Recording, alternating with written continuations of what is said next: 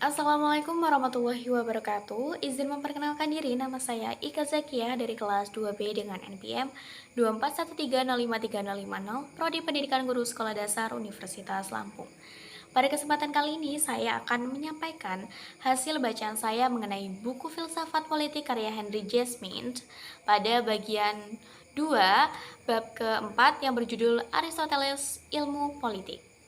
Pada bab ini membahas mengenai Aristoteles yang memiliki pengaruh yang besar dalam membentuk tradisi politik barat. Kontribusinya yang melampaui batas waktu tetap relevan bagi para intelektual sepanjang masa. Beberapa aspek pemikiran sosial dan politiknya ini mungkin ditolak oleh kalangan demokrat modern. Namun, banyak premis dasarnya yang diterima secara luas. Kajian pemikiran politik bukan sekedar latihan akademik, melainkan suatu jelajah ke dunia ide yang memiliki relevansi mendalam dengan masyarakat modern. Seperti Plato, Aristoteles menekankan watak moral dan etik tubuh politik. Dia tidak hanya memikirkan teknik-teknik politik, tetapi juga pilihan-pilihan tujuan yang lebih besar. Menurutnya, negara tidak sekedar bertugas memperkuat hukum dan aturan, tapi juga harus membantu manusia mencapai kehidupan yang lebih baik. Negara harus menciptakan iklim sosial, ekonomi, moral, dan politik yang memungkinkan manusia ini memenuhi wataknya sebagai makhluk rasional. Meskipun negara tidak boleh menggantikan peran individu dan kelompok sosial kecil, energinya harus digunakan secara aktif untuk mencapai kebaikan bersama. Nah, teori politik Aristoteles menekankan pentingnya kehati-hatian dalam merencanakan aktivitas negara. Ia mengingatkan tentang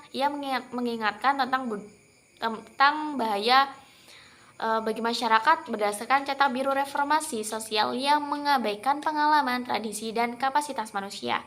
Aristoteles memperingatkan bahwa pendekatan radikal dapat mengarah pada realitas seperti yang digambarkan dalam Brave New World karya Aldous Huxley dan dalam karya George Orwell 1984, di mana elit ilmiah memanipulasi masyarakat demi kepentingan penguasa. Nah, negarawan ini menurut Aristoteles bukanlah seniman yang bisa membentuk negara sesuka hatinya, melainkan harus mempertimbangkan pengalaman dan realitas yang ada. Perubahan sosial harus dilakukan secara dinamis dan progresif tanpa menghilangkan stabilitas institusi politik. Aristoteles juga memahami hubungan erat antara ekonomi dan stabilitas politik. Ia juga mengakui bahwa kebijakan pemerintah seringkali hanya merupakan ratifikasi keputusan pemegang kekuasaan ekonomi. Ketimpangan kekayaan yang besar dalam suatu negara yang akan menciptakan ketidakstabilan sosial, terutama jika kemiskinan semakin meluas. Cukup sekian dari pemahaman saya mengenai hasil bacaan saya kali ini. Terima kasih. Wassalamualaikum warahmatullahi wabarakatuh.